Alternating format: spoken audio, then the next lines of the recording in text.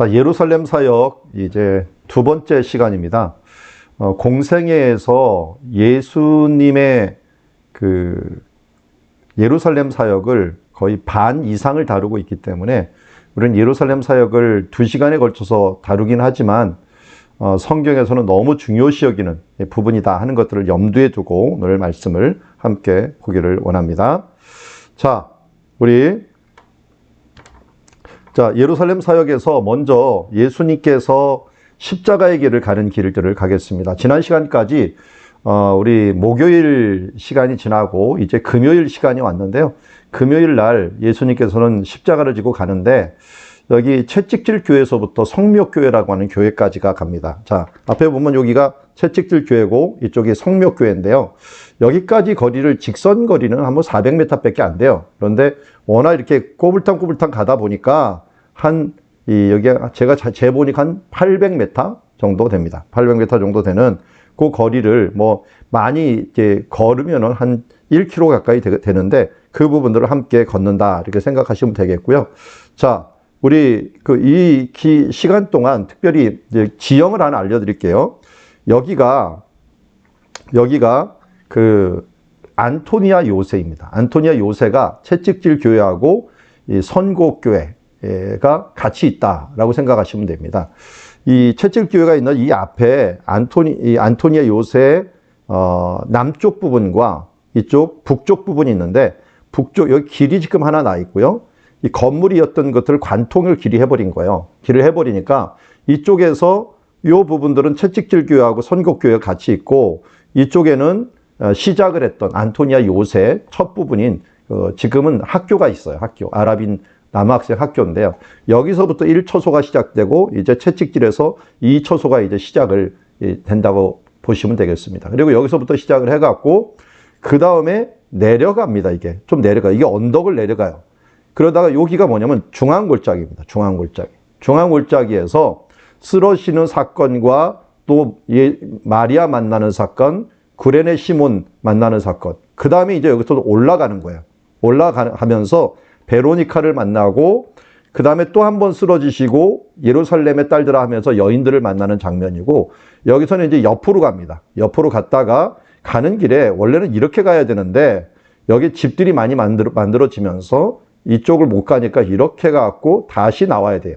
나와갖고 이런 식으로 들어갑니다. 그래서 성묘교회에 들어가는데 14개의 초소로 만들어진 게 비아돌로사거든요. 이 14라고 하는 거 무슨 숫자인지 아시죠? 14는 바로 다윗이라는 숫자죠. 다비드라는 게 다비드 해갖고 다비드가 4, 6, 4 이렇게 돼 있어갖고 합치니까 어떻게 돼요? 14가 되죠. 그래서 다윗의 숫자라고 이야기하는 것이고 예수님의 숫자를 그래서 족보에서도 14대요 만들고 처소도 14개로 만들었습니다.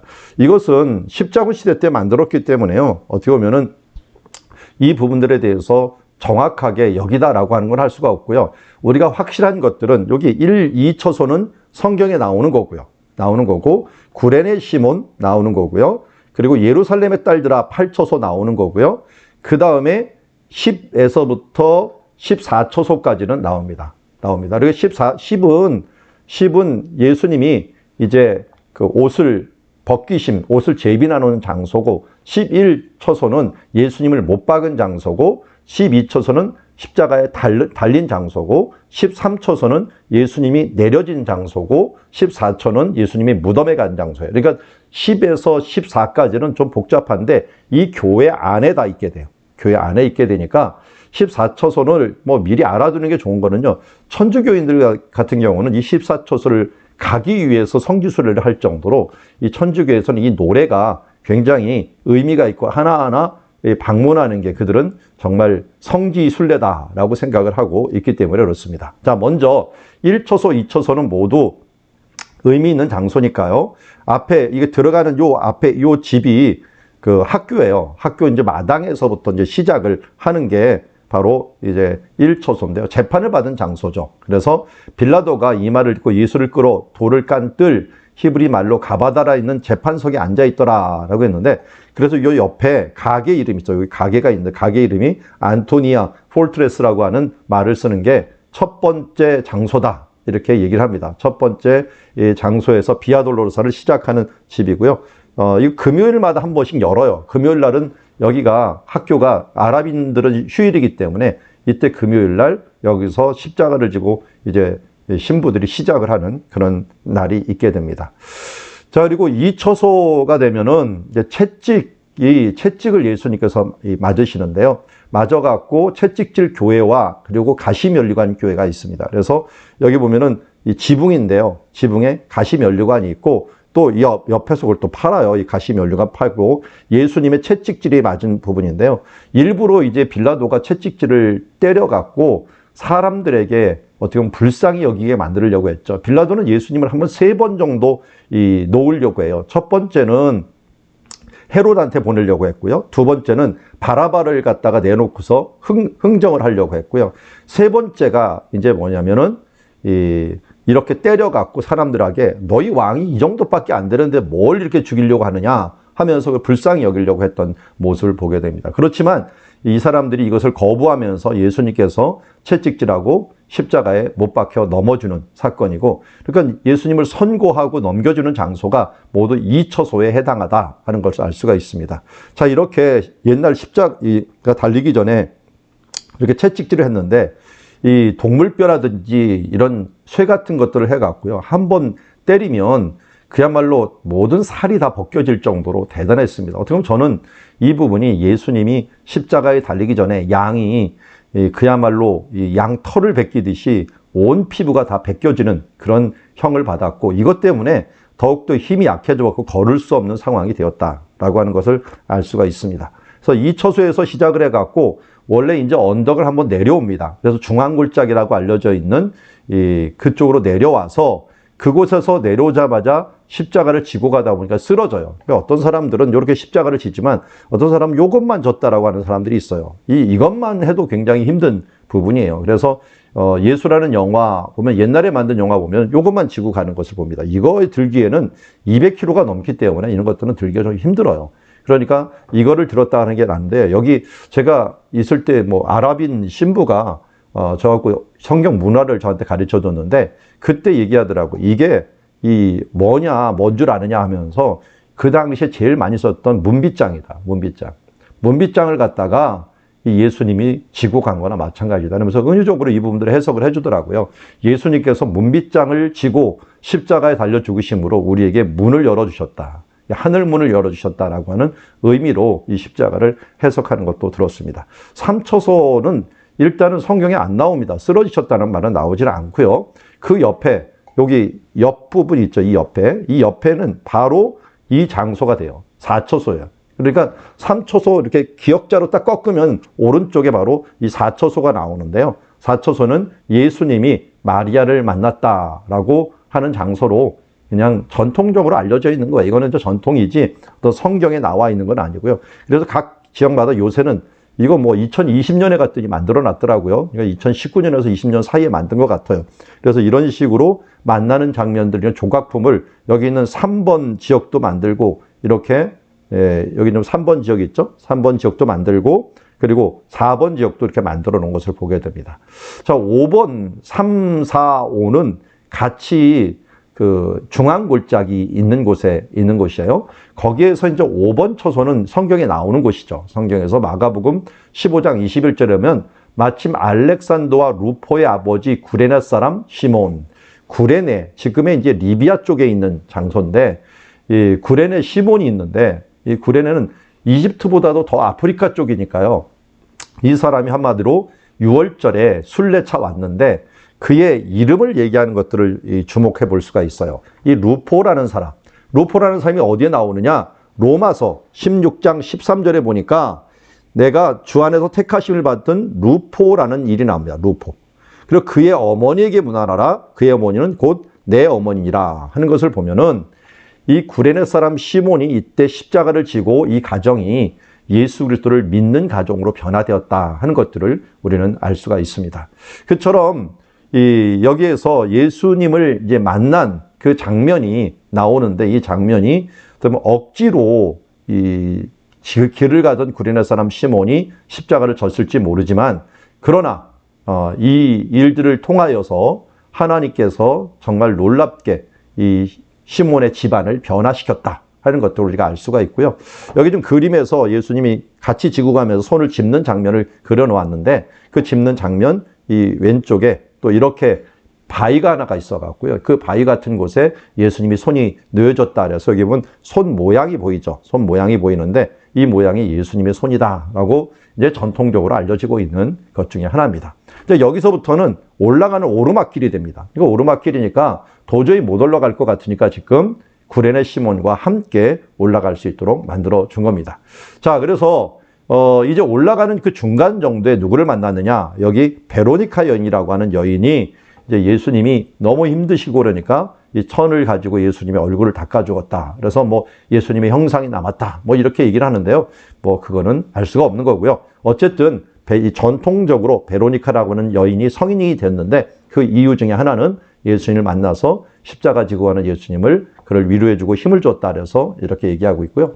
7처소 가면 또 예수님이 쓰러진 곳이에요. 쓰러진 곳. 그래서 여기 다 올라가고 여기서는 다시 왼쪽으로 움직이게 되는데 이 7처소에서 예수님이 또 한 번 쓰러지신 장소고, 그 다음에 8처소에는 이제 이 성경에 나오는 장소죠. 8처소. 다시 올라가는 장소. 그러니까 왔다가 다시 올라갔다 이렇게 다시 내려가야 되는 장소인데, 이 8처소에 있는 이 부분들을 보면은 여기서 예루살렘의 딸들아 나를 위하여 울지 말고 너희와 너희 자녀를 위하여 울라라고 하면서, 보라 날이 이르면 사람이 말하기를 잉태하지 못하는 이와 해산하지 못하는 배가 먹이지 못한 젖이 복이 있다리라 하면서 이 나를 위하여 울지 말고 너희와 너희 자녀를 위하여 울라라고 얘기해서 왜 그랬을까요?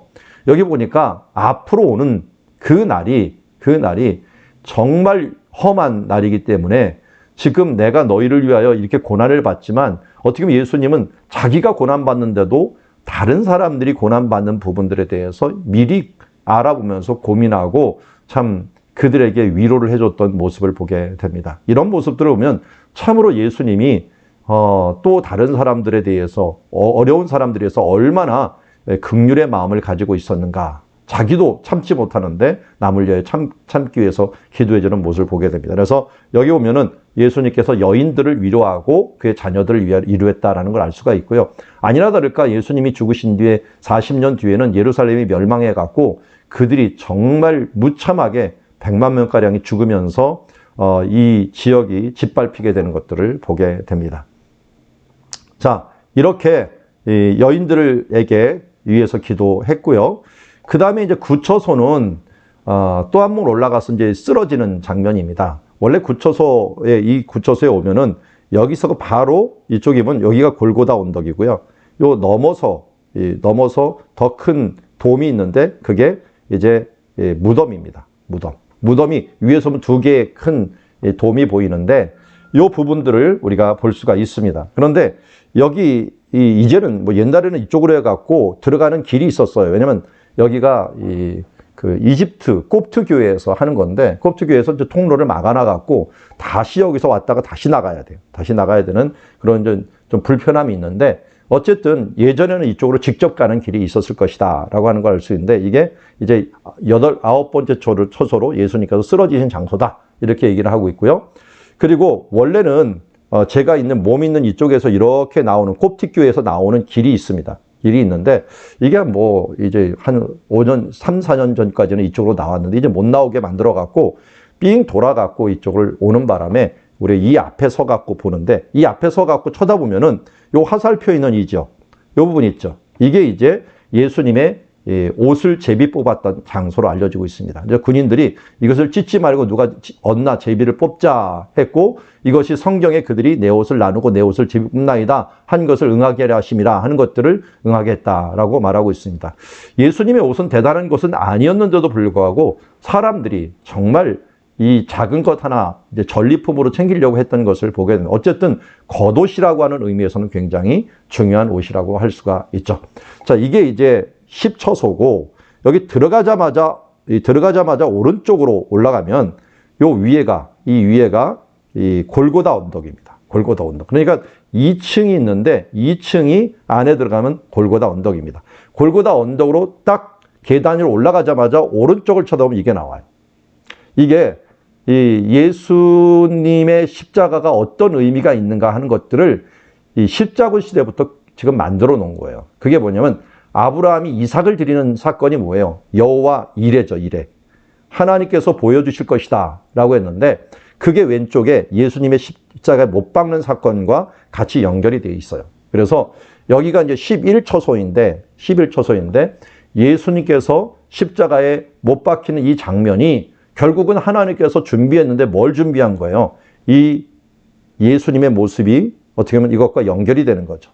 아들을 준비하는 그 모습과 연결이 되어서 여기는 어린 양이 뭐가 된 거예요? 어린 양이 이제 예수님이 된 거죠. 어린 양이 준비가 되어갖고 여호와께서 벌써 아브라함 때부터 여호와 이레를 준비하셔갖고 이렇게 하나님 앞에 드려지는 모습이 보게 됩니다. 그래서 해골이라고 알려져 있는 해골 모양의 그 바위에서 예수를 십자가에 못 박고 두 행악조도 그렇게 하니 하나는 우편에 하나는 좌편에 있더라라고 예수님이 십자가에 못 박히는 장면이 보게 됩니다. 그리고 이 옆에 바로 이 옆에가 뭐냐면 예수님께서 십자가에 못 박힌 장소입니다. 이렇게 장소예요. 그러니까 뭐 같은 장소죠. 이 옆쪽 여기가 이제 11초소고 이쪽이 12초소죠. 12초소. 여기 12초소를 좀 선명하게 본 거고요. 여기서 예수님께서 십자가에 못 박히면서 뭐라고 말씀하시냐면 이게 7마디를 하시죠. 아버지여 저희를 사하여 주시옵소서 하면서 용서에 대해서 말씀하셨던 분이 당신이 직접적으로 용서를 하시고 그 다음에 2절에 보니까 진실로 내게 이르노니 네가 나와 함께 낙원에 있을 것이다 하면서 좌우에 있는 사람들을 실질적으로 한 명, 그 중에 누군지는 몰라요. 회개하는 사람들을 회개한 사람 용서해 주시고 3번에 보면 여자여 보소서 아들이니다. 이 아들은 누구를 가리키냐면 요한을 가리켜요. 요한. 그리고 요한을 보고 요한아 내 어머니다 하면서 둘을 한 가족으로 만들어주는 일들을 봅니다. 예수 그리스도의 보혈로 말미암아 한 가족이 되었다 하는 것을 알려주고 있고요. 그리고 엘리 엘리 라마 사박다니 말씀하면서 하나님께 버림받는 모습. 그야말로 우리를 위하여 버림받아야만이 그가 모든 것을 이룰 수 있기 때문에 죄를 지고 갈 수 있기 때문에 버리시고 그리고 예수님이 인간적으로 내가 목마르다 그리고 다 이루었다. 다 이루었다는 우리 전도폭발에서 많이 쓰는데 테텔레스타이라고 부릅니다. 이걸 완료형을 쓰면서 모든 값을 치루었다라고 하는 뜻이죠. 예수님께서 마지막에 모든 것을 참으면서 다 이뤘다 하고서 아버지여 내 영혼을 아버지 손에 부탁하나이다 하면서 아버지께 나아가는 것을 보게 됩니다. 1번과 7번은 나중에 스데반 집사님도 이것을 가지고 기도하죠. 그래서 어떻게 보면 십자가의 이 기도는 그냥 말이 아니라 하나님 앞에 드려지는 기도요. 그의 삶을 가장 잘 나타내는 하나의 모습이었다 하는 것을 알 수가 있고요. 여기 지금 제단이 있는데 제단 밑에 요 부분이 뭐 이 손으로 이렇게 놓으면 그 바위, 골고다 바위를 만질 수 있는 자리예요. 만질 수 있는 자리라서 줄을 서 갖고 사람들이 이걸 만지고 기도하고 하려고 그게 바위를 지금도 공개하고 있고요. 그리고 이 바위 밑에 보면은 좀 갈라진 흔적이 나와요. 갈라진 흔적이 붉은 빛이 나왔다 그래갖고 바로 예수님의 보혈의 피가 흘렀다. 뭐 아니면 지진이 났다. 이렇게 전통을 만드는 자리입니다. 이건 전통이니까요. 그것까지는 알 수가 없고요. 자, 그리고 예수님이 죽으실 때 어떻게 죽었느냐? 우리는 손바닥에 못이 박혔다라고 생각을 하는 사람들이 많이 있는데 고고학 발굴에 의하면은 손목과 발목 있는 부분에 못이 박혔던 그 유적이 나옵니다. 이게 이제 유적이 나오는데 예수님만 못 박힌 게 아니에요. 이 당시에 못 박혔던 흔적들이 나오는데 이렇게 끊어진 것들이 유골함 같은 데 나와요. 왜냐하면 죽더라도 이 장례는 치러지기 때문에 장례를 치른 것들이 어떻게 보면 석관에다가 놓여지는데 그 석관의 뼈들을 보니까 그런 뼈들이 자주 발견되는 것을 보면서 이런 식으로 십자가에 못 박았다 하는 것들을 우리는 알 수가 있습니다. 예수님의 십자가는 정말 우리에게 의미하는 바가 굉장히 큰데요. 예수님이 십자가에 달려 있을 때 사실은 세 번의 이 광야의 시험하고 똑같은 시험이 있었어요. 광야의 시험들이 뭐였어요? 육신의 정욕, 안목의 정욕, 이생의 자랑이었는데 여기서도 예수님께서 그런 부분들을 보게 됩니다. 그래서 너무 목말라 갖고 내가 목마르다 하면서 이 쓴 포도주는 마취약이거든요.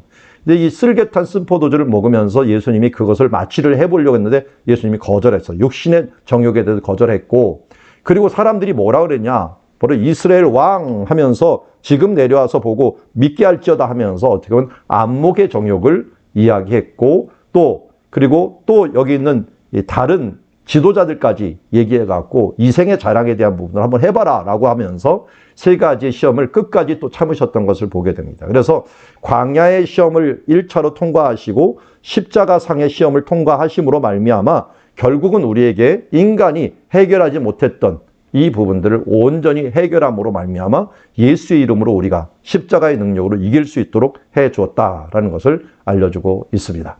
자, 방금 알려준 것처럼 이 장소, 예수님이 십자가에 못 박힌 장소는 어떻게 보면 여호와 이레하고 관련이 있습니다. 솔로몬이 이 예루살렘 성전을 갖다가 여호와의 전을 건축하는데 모리아산이라고 했는데 이 모리아산은 다윗이 정한 곳, 하나님 여호와께서 그게 나타나셔갖고 불을 내려주신 것이기도 하고요. 오르난 타작마당이라고 했는데 이것은 바로 이 아브라함이 이 여호와 이레를 정했던 여호와 모리아산이라고 하는 부분이에요. 그러니까 모리아산은 아브라함, 그리고 아라우나 혹은 오르나 타작마당은 다윗.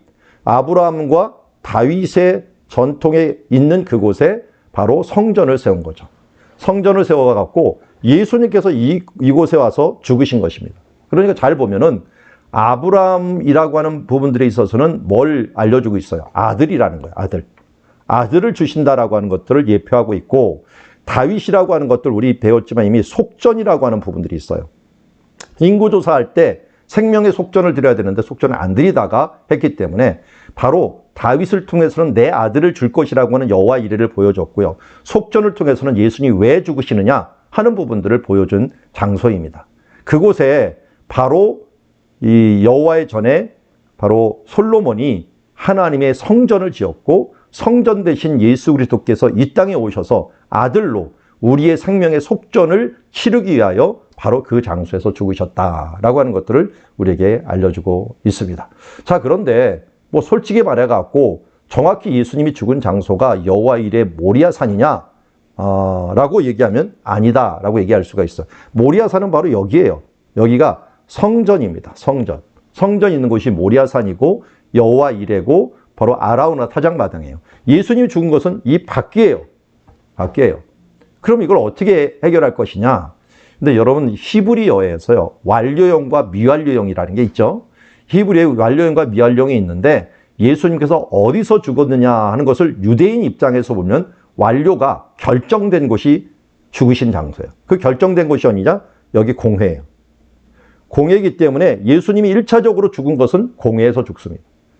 그런데 헬라 사람이나 로마 사람들이 시간적으로 죽은 장소를 얘기한다면 여기가 바로 예수님이 죽은 십자가가 달린 장소라고 할 수 있어요. 그렇기 때문에 유대인의 입장에서는 여기에서 바로 아브라함과 다윗과 예수님이 만나는 그 장소로서 성전이 사용되었다 하는 것을 우리가 보아도 문제가 아니고요. 그리고 우리가 이 모리아산 지역이다라고 하는 것도 오늘 뾰족한 산이라고 생각할 것들은 없고요. 이게 전체적으로 모리아산 지역이고, 또 뭐 어디에서 나무숲에 걸린 이 수양을 보았다 그랬는데, 수양 저는 이쪽 부근이라고 봐요. 이쪽 부근에서 잡아오지 않았는가 하는 생각을 하게 됩니다. 어쨌든 이 부분들이 다 그것과 관련이 있다 하는 면에서는 큰 문제가 되지 않는다라는 것을 알 수가 있고요. 이곳에서 제일 많이 드렸던 예배가 유월절 예배겠죠, 성전에서. 그런데 예수님은 유월절 어린 양으로 이곳에서 죽으시게 되는 것을 보게 됩니다. 그래서 예수님이 죽으심이 바로 왜 십자가형으로 죽으셨는가? 십자가형으로 죽으셨느냐? 피 때문에죠. 피. 송아지나 염소의 피로서 아니하고 자기의 피로 영원한 속죄를 이루사 단번에 성소에 들어가셨다. 그래서 성소에서 죽으심으로 말미암아 우리로 하여금 하나님의 존전에 들어갈 수 있도록 해주셨고, 또 예수 그리스도의 몸을 단번에 들이미심으로 말미암아 우리가 거룩함을 입게 되었다. 그러니까 여기서 드렸던 유월절 예배의 그 모습이 계속적으로 드려졌는데 이것이 예수 그리스도를 통해서 이렇게 해결되었고, 예수님께서 특별히 십자가에 죽으심으로 자기의 피로써 백성을 거룩하게 하려고 형문 밖에서 고난을 받았다는데, 여기서 결정은 되셨지만 밖에 나가서 죽음으로 영문 밖에서 죽으셨다라고 하는 것들을 말하고 있고, 그래서 그런즉 우리도 그의 치욕을 짊어지고 영문 밖으로 나가자. 그래서 예수님의 죽음은 이중적인 죽음이다. 1차로 유대인에게는 성전에서 죽였고, 시간적으로는 이쪽에 죽으셨다. 이 골고다에 죽으셨다라는 것을 알 수가 있고요. 그래서 그리스도께서 단번에 죄를 위하여 죽으사 불의한 자를 대신하였으니 이는 우리를 하나님 앞으로 인도하려 하심이라 라고 했는데, 하나님 앞에 인도하시기에 이 모든 부분을 하는데, 이거를 제일 잘 표현한 게 속죄일이에요. 속죄일, 대속죄일이라고 우리는 얘기를 하죠.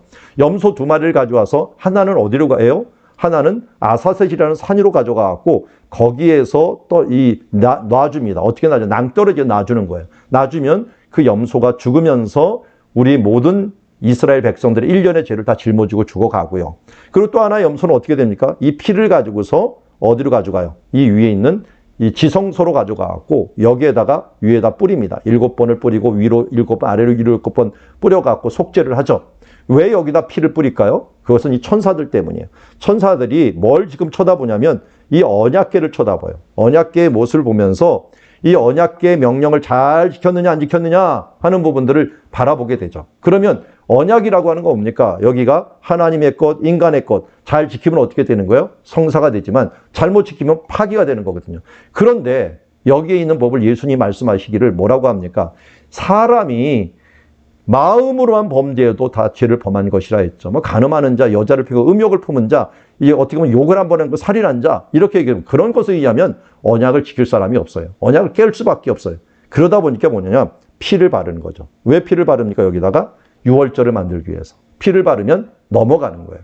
그러니까 우리의 죄를 지고 영문 밖에서 1차는 죽고 피를 가져가고 여기를 부르면서 우리의 죄를 간과하도록, 또 한 번의 유월절이 일어나도록 1년에 한 번씩 간과를 시키는 거예요. 진통제를 놔주는 거죠. 그런데 이거는 염소의 피가 약했기 때문에 1년에 한 번씩 해야 되지만 예수님의 피는 어떻게 돼 있어요? 예수님은 영문 밖에서 죽으시고 또 예수님이 죽으실 때 어떻게 했습니까? 휘장이 찢어졌다라고 하는 부분들은 바로 이 부분들을 얘기합니다. 휘장이 찢어졌다는 것은 예수님께서 피를 여기서 흘리심으로 말미암아 어떻게 합니까? 이제 단번에 영원한, 여기 영원한 속죄를 이루셨다라고 하는 부분들을 이야기하고 있습니다. 그래서 우리가 단번에 영원히 모든 사람이 믿는 자들이 차별 없이 이렇게 구원받은 일들을 행하신 것들은 대속죄일의 어린 양으로서 예수님께서 죽으셨다. 그러니까 유월절의 양도 되고 대속죄일의 양도 되고 하면서 예수님의 죽으심으로 말미암아 우리가 주님 앞에 이제는 더 이상 제사를 드릴 필요가 없는 게 바로 예수님이 단번에 영원한 속죄를 이루셨기 때문에 우리가 더 이상 제사를 드릴 필요가 없다라고 하는 것들을 우리에게 알려주고 있습니다. 자, 방금 이렇듯이 그러므로 다 이루었다라고 하는 길이 나왔죠. 다 이루었다라는데 여기 아까 말씀드렸듯이 이 골고다에 예수님의 십자가에 못 박힌 장소가 있다면 이 아래 바위 중에 하나가 여기 표시가 되어 있는데 여기에 뭐 붉은 빛이 이렇게 나와 있어요. 붉은 빛이 나와 있는데 여기에 찢어질 때 막 지진이 나고 그러면서 여기도 갈라지면서 붉은 이 흙들이 드러났다라고 하는 면에서 참 우연이기도 하고 참 대단한 또 발견이기도 하고요. 그 부분들이 여기 있는 것을 보게 됩니다.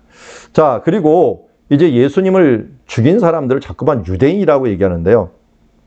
죽임에 사용된 사람은 유대인일지 모르지만 예수님 누가 죽였나요? 내가 죽였죠. 내가 죽였어요. 우리가 죽였다니까요. 우리 죄 때문에 죽으셨으니까 우리를 위하여 죽으신 겁니다. 그래서 이걸 그 당시에 유대인에게 뒤집어 쓰이거나 아니면 또 다른 사람에게 핑계대지 말고 바로 예수님이 나를 위하여 죽으셨다라고 하는 부분들을 우리는 항상 잊지 말아야 될 것입니다. 자, 이렇게 12처소에서 예수님의 십자가에 죽으시고 이제 처소에서 내리십니다. 내리는 장면이고요. 이 내림을 받고 그 다음에 어디다가 오냐면 내려갖고 요 장소. 지금 위에는 골고다인데 골고다 밑에 바위가 하나 이제 1층에 있는데 이게 이제 염을 했던 장소죠. 예수님을 여기다 이렇게 놓고서 염을 했던 장소가 바로 있는 곳인데요.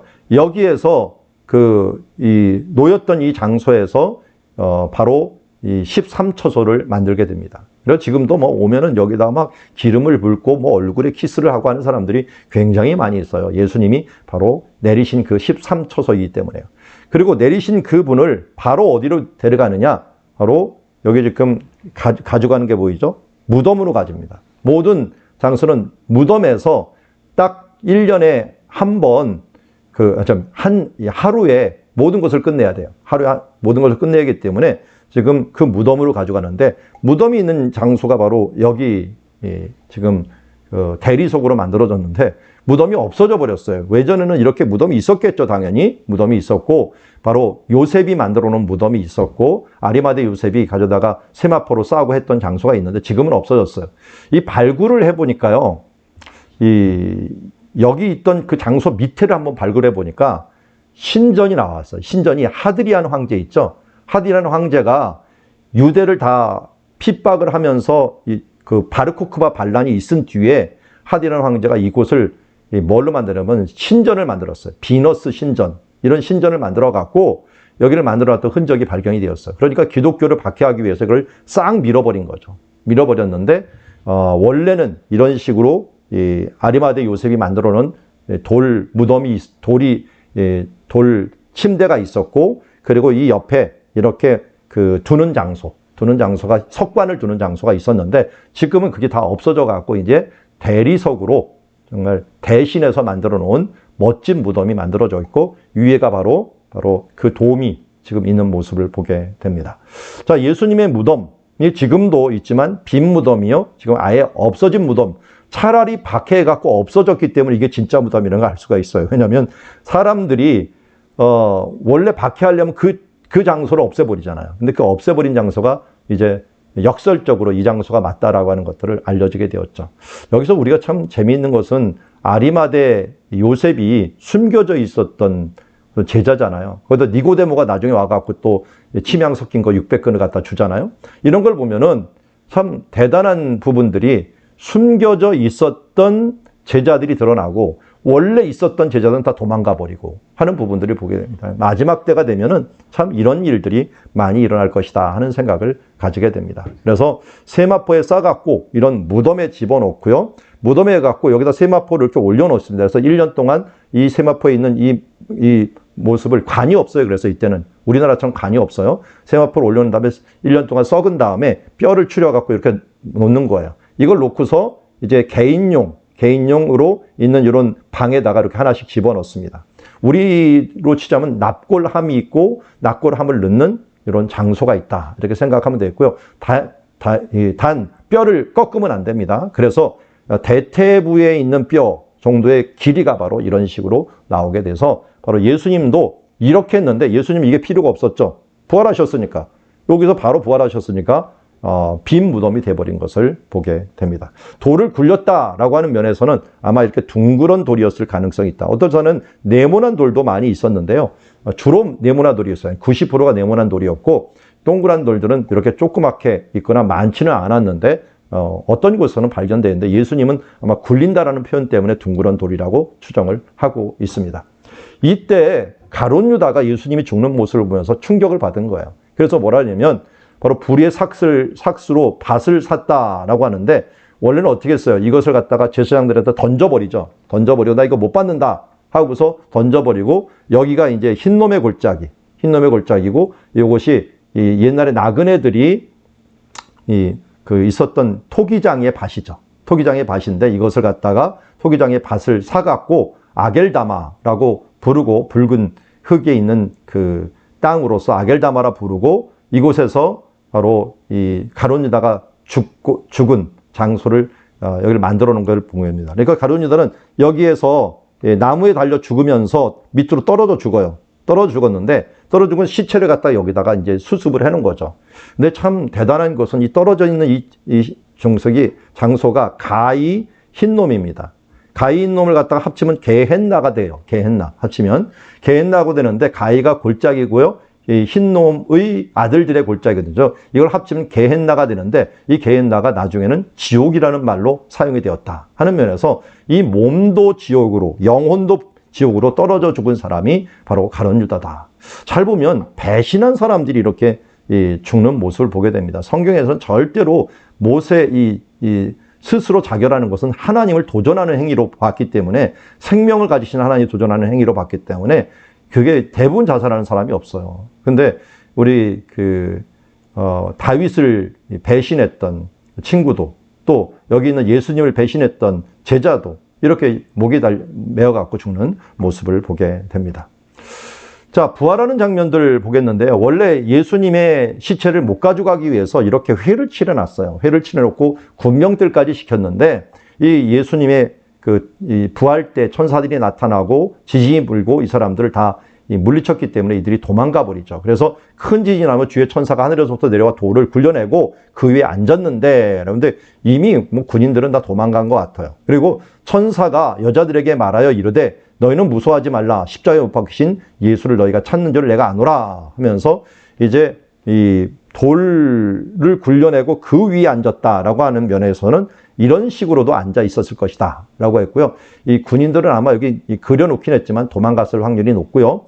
들어가니 또 시체가 보이지 아니한다. 또 어떻게 보면 여기서 없다라는데 또 한 번 이제 들어갔어요. 들어갔는데 그때 들어가니 예수의 시체가 보이지 않으니 문득 찬란한 옷을 입은 두 사람이 또 곁에 서 있는 모습을 보게 됩니다. 그러니까 천사를 이 누가복음하고 마태복음하고 조금 틀린 것 같지만 그냥 보면 두 번 봤다 이렇게 생각하시면 될 것 같습니다. 그래서 그곳에서 두 번 곁에 있는 것을 보게 되었고요.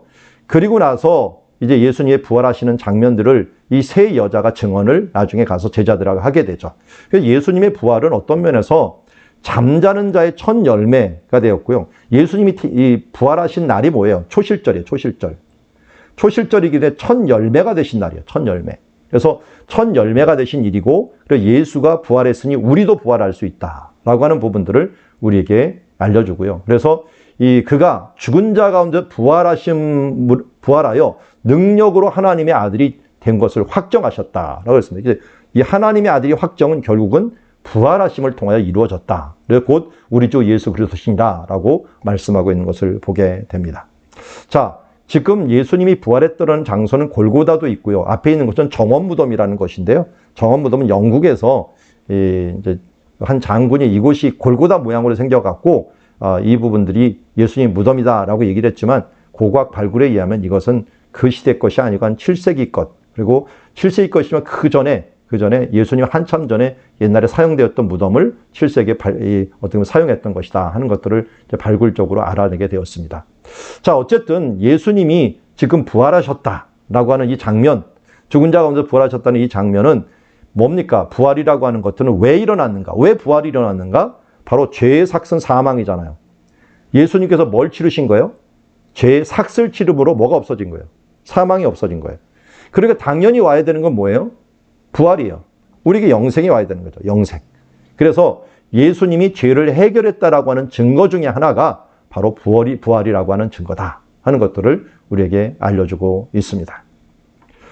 자, 이렇게 예수님의 죽으심을 잘 보면은 세 개의 명절을 한꺼번에 처리를 하십니다. 원래 7대 명절이 있고 5대 명절이, 3대 명절이 있죠. 6월절과 초막절은 우리나라 설날, 이쪽은 우리나라 추석. 추석하고 이거는 똑같고 설날하고는 한 달 차이 나고요. 그리고 우리 뭐 단오하고 비슷한 날이 오순절이에요. 그래서 3대 명절을 지키라라고 얘기를 합니다. 3대 명절인데 이게 이 이스라엘 음력으로는 1월, 이스라엘 음력으로는 7월 15일이죠. 그런데 여기에 딸려 있는 6월절에 딸려 갖고 세 개의 명절, 6월에 따라 세 개의 명절이 있는데 여러분 6월절 다음 날부터 무조건 무교절이 되죠. 무교절은 7일 동안 지켜요. 7일 동안 지키니까 15일부터 시작을 해갖고 22일까지 지키죠. 근데 이 7일 안에 안식일이 한 번 와요.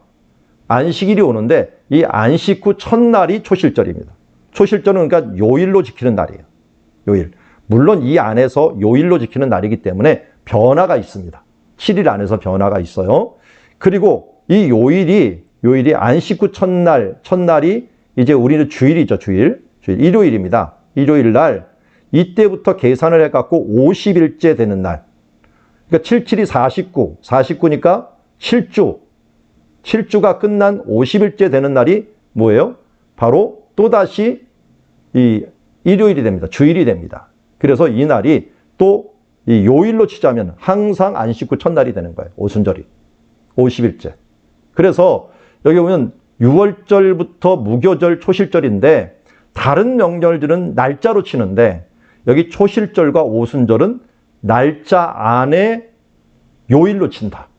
안식 후 첫날 요일로 치기 때문에 며칠인지 모른다. 며칠인지 모르지만 그러나 어느 정도는 우리가 알 수가 있다 하는 부분들만 알 수가 있고요. 그래서 초실절부터 안식일까지는, 오순절까지는 바로 요일이 상관이 있기 때문에 몇 월 며칠이다 얘기를 하지 않아요. 근데 요새 유대인들은 그냥 편리하게 이 초실절을 무조건 무교절 다음 날로 치고 있는데 그것은 성경적은 아니에요. 성경적으로는 안식 후 첫날, 이 무교절 안에 있는 안식 후 첫날이고 오순절 날도 그럽니다. 이 오순절 날이 그래서 77절 맥추절이라고 부르는 게 77이 49, 7주를 지난 다음에 맥추가 끝나고 50일째 되는 날 해서 세 개의 이름으로 불리는 것을 보게 됩니다. 자, 이렇게 이 명절이 뭐하고 관련이 있냐면 그래서 예수님이 6월절에 죽으시고 무교절에 이 무덤에 내려가십니다. 우리의 누룩 없는 떡이 되기 위해서. 그런데 마침 예수님이 죽으셨던 그때는 무교절이 시작하는 그 다음 날이 초실절이었어요. 요일적으로. 초실절이었기 때문에 예수님은 그러니까 6월절, 무교절, 초실절을 한꺼번에 모두 체험하시고 이루시게 됩니다. 6월절 어린 양으로 죽으시고 우리에게 무교절은 누룩 없는 떡이죠. 우리의 누룩 없는 떡이 되기 위해서 또 무덤에 내려가셔서 우리의 죄를 속하시고 초실절에 우리의 첫 열매가 되기 위해서 부활하십니다. 그리고 이때부터 40일을 살아계시다가 또 10일 동안 사도들이 기도한 다음에 50일째 되는 날 바로 승천하시는 50일째 되는 날 바로 우리에게 성령을 주시는 것을 봅니다. 이때 이제 승천하시고 이때 성령을 우리에게 베풀어 주시는 것들이 바로 이 날이라 하는 것을 알 수가 있습니다. 자, 이처럼 예수님께서 죽으신 때가 굉장히 중요하다 하는 것을 알려주고 있고요. 또 여기서 예수님이 부활하신 다음에 어떻게 얘기했냐면 형제들에게 갈릴리로 가라고 이 마리아한테 얘기를 해주었습니다. 마리아한테 얘기했는데 사실 마태복음 26장 32절에 보니까 너희가 내가 살아난 후에 너희보다 먼저 갈릴리로 갈 것이야 라고 미리 말씀해 주셨던 거예요. 말씀해 주셨기 때문에 바로 예수님은 의도적으로 갈릴리로 갈 생각을 했습니다. 그럼 왜 갈릴리로 갔을까요? 예수님이 부활하시자마자 왜 갈릴리로 갔을까? 이건 조금 이따 보고 이제 예수님께서 이날 엠마오의 제자들을 만납니다. 25리 정도, 한 11km 정도 추정을 하는데요. 이 엠마오라고 가는 곳에 마을로 가는 제자들을 만나게 됩니다. 그 한 명의 이름은 글로바라고 이름을 하고 있으니까요. 아마 글로바와 그의 아내가 아닐까 이렇게 추정을 합니다. 근데 그들과 무슨 얘기를 했냐면 부활하시고 선지자의 글을 시작해갖고 바로 모든 성경에 써 있는 예수님의 모습을 보면서 예수님이 부활하실 것에 대한 부분들을 이야기해 줍니다. 그 예수님이 자기 얼굴을 보여주면 딱 끝날 것 같다가 이걸 말씀으로 사람들을 계속 얘기합니다. 그래서 어떻게 보면은 이 백문이 불여일견이다라고 했는데 예수님 앞에서는 그게 틀려요. 예수님 앞에서는 백문보다 불여일견보다 더 위에 있는 게 성경의 감화 감동이에요. 그래서 성령으로 깨달은 것, 우리가 어떻게 보면 논리적으로 깨달은 것들은 어떻게 보면 본 것보다 더 강할 수가 있어요. 그래서 예수님은 자기의 보여주는 것보다도 하나님의 말씀으로 그들을 깨우침으로 말미암아 그가 그 안에서 깨닫기를 원했고 그때 어떻게 합니까? 사람들이 마음이 뜨거워진 것을 보게 됩니다. 그래서 엠마오 추정지가 여러 군데가 있어요. 지금 예루살렘이 여기인데 여기 있는 엠마오라고는 실제 이름이 있는 곳이 있어요. 근데 이건 너무 25리 되긴 멀어요. 그래서 이 근처 중간 정도의 이 기럇 여아림 근처가 또 엠마오로 큰 후보지 중에 하나고요. 그 옆에 또 하나의 장소가 있는데요. 이 장소를 아예 교회까지도 만들어진 장소인데 그 장소에 대해서 저희는 이거다 저거다 말할 건 없고요. 하여튼 가는 길은 이곳이어서 가는 길. 그래서 엠마오로 저는 추정하는 것은 기럇 여아림을 좀 많이 쳐줍니다. 왜냐하면 의미적으로도 굉장히 중요해요. 기럇 여아림이 어떤 장소입니까? 기럇 여아림이 여호와의 궤를 옮겨놨던 장소예요. 여기에 이래저래 시간을 따지면 80년 이상을 여기에 언약궤가 있었어요. 베세메스 그 소가 와갖고 이 소가 있었던 것들을 거들떠 보는 바람에 기럇 여아림으로 갔고 여기서 다윗이 이것을 옮겨가기 전까지 여기 있었던 것인데 지금은 아부곳이라고 이야기하는 곳인데 여기가 원래 20년 이상 있었다라고 하는 것은 사무엘상 끝날 때까지고요. 다윗이 옮길 때까지 치면 한 80년가량을 있었던 것을 보게 됩니다. 어쨌든 여기서 이 언약궤가 있었던 것은 언약궤로 오신 예수님, 말씀으로 오신 예수님이 이곳을 방문하셨을 가능성이 굉장히 높습니다. 그리고 이곳에서 또 이 식사를 하실 때 어떻게 했습니까? 그들에게 나타나셔서 자기의 본 모습을 나타내시고 없어지게 되죠. 그러면서 그들이 얘기합니다. 우리가 말씀하시고 우리에게 성경을 풀어주실 때 우리 마음속에 뜨겁지 아니하더냐 하면서 뜨거운 하나님의 말씀을 주셨던 겁니다. 그래서 예수님의 여정을 보면요. 언약궤가 머물렀던 곳에 예수님께서 꼭 한 번씩 가십니다. 예를 들어서 뭐 우리가 이 뭐 길갈 근처 여리고 자주 가셨고요. 실로라고 하는 곳은 에브라임이라고 하는 곳을 예수님께서 피신하게 되는데 그 옆이 실로이고요. 그리고 거기에서 수가성 가실 때 실로를 들리게 됩니다. 뭐 예루살렘 말할 것도 없고요. 또 여기에는 기럇 여아림이 있는 이곳이 말할 것 없고요. 예수님이 바로 언약의 주인이 되어주시고 새 언약의 주인이 되어주시고 말씀이 되어주시기 때문에 이런 장소를 한 번씩 들리셔갖고 바로 당신의 말씀으로 정말 구원받을 수 있다라고 하는 부분들을 우리에게 이야기해 주신 것을 보게 됩니다.